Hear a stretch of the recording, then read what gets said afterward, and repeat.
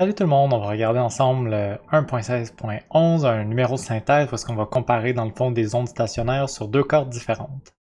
Ici, j'ai dessiné la situation avec les deux cordes. Dans le cahier, on les appelle les cordes 1 et 2. J'ai préféré les appeler les cordes A et B parce que quand on va parler, par exemple, de la fréquence de la corde 1, si je l'appelle F1, je veux pas qu'on se mélange avec la fréquence du mode numéro 1, qui serait comme le mode fondamental. Fait que j'ai choisi de les appeler A et B. On va écrire ce qu'on sait sur chacune de nos deux cordes. Donc, on voit sur le schéma que la longueur de la corde A est égale à la longueur de la corde B. Les deux cordes ont la même longueur totale. Ils n'ont pas nécessairement la même longueur d'onde.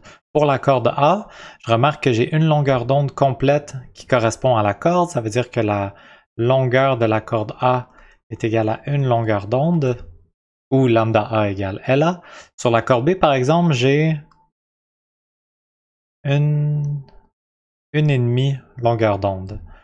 Ça veut dire que la longueur de la corde B, j'ai 3 demi au total longueur d'onde. C'est-à-dire que lambda B égale 2LB sur 3.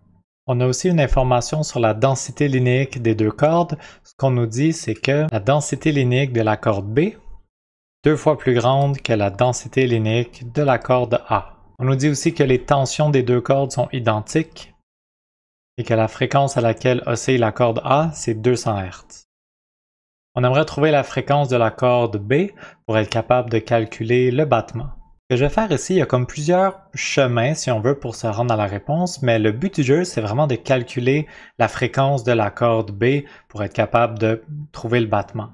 Je vais commencer par comme écrire une formule générale pour la fréquence de la corde B, et ensuite mon but, ça va être de remplacer ces informations-là par les informations de la corde A pour ultimement avoir la fréquence de la corde B, mon inconnue, en fonction de la fréquence de la corde A, qui est une quantité connue. Je vais pouvoir ensuite faire mes calculs, trouver la réponse.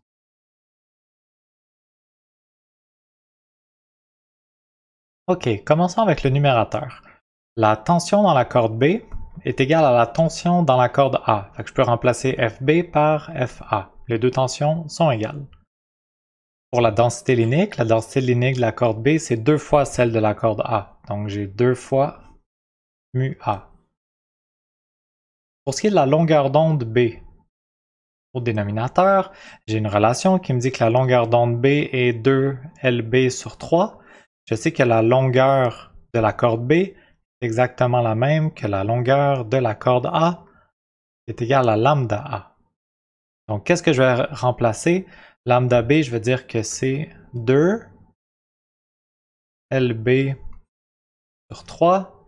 Je peux remplacer LB par LA, parce que les deux longueurs sont égales.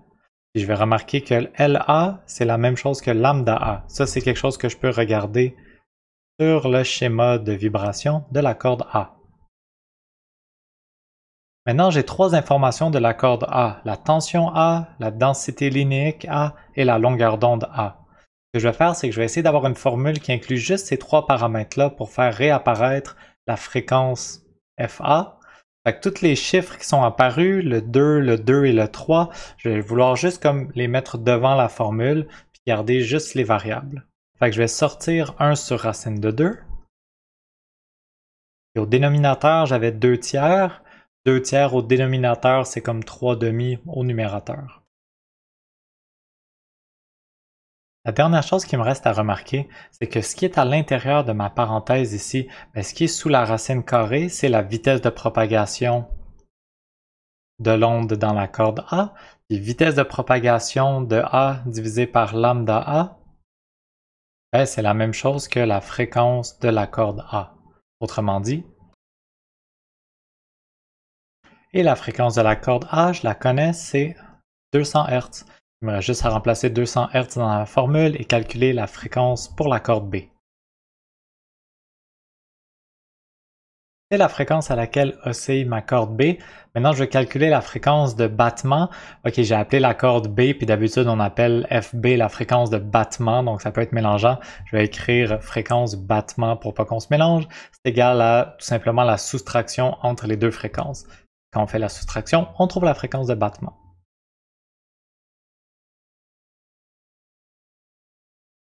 Et voilà, c'est tout pour ce problème. Donc, on a trouvé la fréquence du battement entre les deux cordes. Quand on a ce genre de problème-là, où est-ce qu'on donne, dans le fond, les paramètres de la corde B en fonction des paramètres de la corde A, tu sais, les longueurs sont égales, la densité linéique est 2 fois plus grande, il faut comme commencer par écrire la formule générale pour une des deux cordes, puis ensuite substituer dans cette formule-là toutes les relations qu'on connaît jusqu'à temps qu'il reste juste les paramètres de l'autre corde et faire finalement réapparaître la donnée connue. Ici, c'était la fréquence de la corde A. C'est tout pour ce problème. Merci d'avoir écouté.